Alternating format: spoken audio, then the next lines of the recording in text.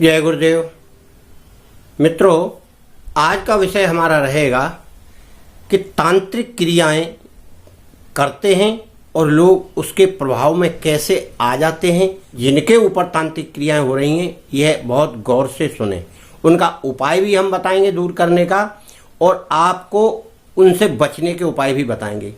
तांत्रिक क्रियाएं उन सरल व्यक्तियों पर की जाती हैं जिनका हृदय या जिनका मन बड़ा कोमल होता है। तांत्रिक क्रिया से वह व्यक्ति प्रभावित हो जाता है, और प्रभावित होकर या तो उसको कष्ट होने लगता है, या वह घबराने लगता है, या वो विचलित होने लगता है, मन उसका उच्चाटन हो जाता है।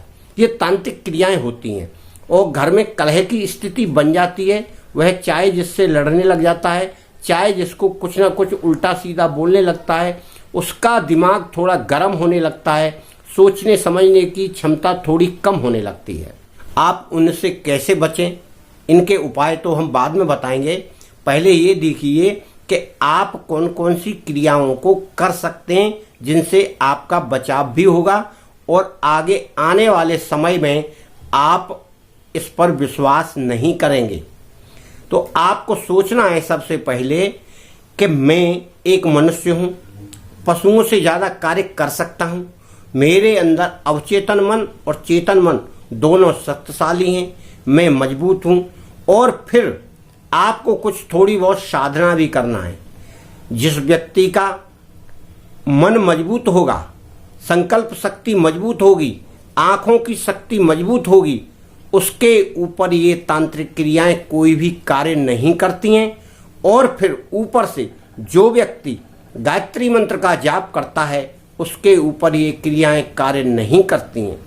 और अगर कोई फिर भी प्रभाव में रहता है, तो मैंने यह बताया था पहले भी कि गायत्री मंत्र लिखकर और उस पर गायत्री भभूति मंत्र पढ़कर उस कागज पर लगाएं, और उस कागज को एक ताबीज में डालें और काले धागे में अपने गले में बांधें।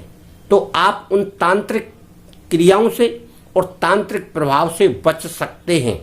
जो समझ नहीं पाता है, उस पर ये क्रियाएं ज़्यादा कार्य करती हैं। आप अपने लिए कुछ संकल्प पैदा करें, त्राटक करें, तो त्राटक करने से आपको ध्यान लगाने की शक्ति आएगी, आँखों की शक्ति आएगी, और संकल्प शक्ति बढ़ेगी। जब उसके मन में, अवचेतन मन में अहित की कोई बात नहीं होगी, तो वह कैसे स्वीकार करेगा। वैसे तो सामान्य जीवन में आप किसी चौराहे पर एक नींबू, थोड़े से अंडे के छिलके, लाल मिर्ची देख लेंगे तो आप एकदम डर जाएंगे कि किसी ने तांत्रिक क्रिया की है। मगर अगर कोई ना भी करे और ऐसा करके डाल दे, तो आप उससे डरने लगते हैं। क्यों? कि आपके पास संकल्प शक्ति नहीं है। आपके पास संकल्प शक्ति होती तो आप समझ जाते हैं ये तो फालतू की चीजें हैं। तो वो डर क्यों जाता है? कि उसके अंदर संकल्प शक्ति की कमी है, और अवचेतन मन में ये सब सारी भावनाएं चलती रहती हैं। अब जन क्या होगा, उस पर असर होएगा कि नहीं होगा। इन प्रकार से तांत्रिक लोग ये सब किया करते हैं। और वैसे अगर आप अपना प्रबंध करेंगे, यानी अपने लिए आप प्रबंध कर लेंगे, तो तांत्रिक क्रिया कोई कार्य नहीं करेगी। अपने गले में एक काला धागा अवश्य बांध कर रखें जिसमें गांठ लगी हो, और उन गांठों में गायत्री मंत्र का अभिमंत्रित गांठ होनी चाहिए वो, यानी गायत्री मंत्र से अभिमंत्रित करके आप पहनिए। सबसे बड़ा गायत्री मंत्र है।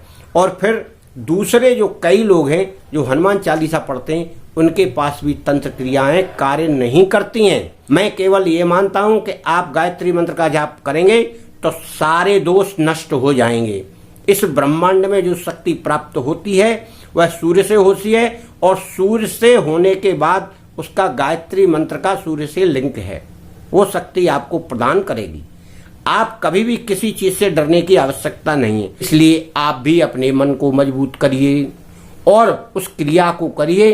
धर्म कर्म तो आपको करना ही है। जब आप ईश्वर पर विश्वास करने लगेंगे, किसी शक्ति पर विश्वास करने लगेंगे, तो आप उन तंत्र क्रियाओं से हमेशा बचते रहेंगे। इसलिए आप गायत्री मंत्र का जाप करें, थोड़ा त्राटक करें, और गायत्री मंत्र का ताबीज बनाकर अपने गले में पहने, तो आपको कोई भी तंत्र मंत्र क्रिया असर नहीं करेगी। और किसी के बहकावे में ना आए। कोई अगर कह देता है आकर के तुम्हारे ऊपर तो तंत्र क्रिया कर दिए, तो आप इसको मिथ्या समझें। परंतु तंत्र क्रिया हर आदमी पर कार्य नहीं करती और ना हर कोई किसी पर कराता है।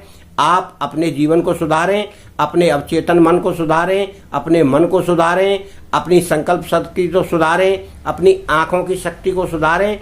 इसके लिए आपको ये क्रिया करनी पड़ेंगी और आप इन क्रियाओं को करेंगे तो भविष्य में आपको कोई भी तंत्र क्रिया का एहसास नहीं होगा। जीवन में सदा सुखी रहेंगे। मेरा शुभ आशीर्वाद है आपको और आपके परिवार के लिए। धन्यवाद।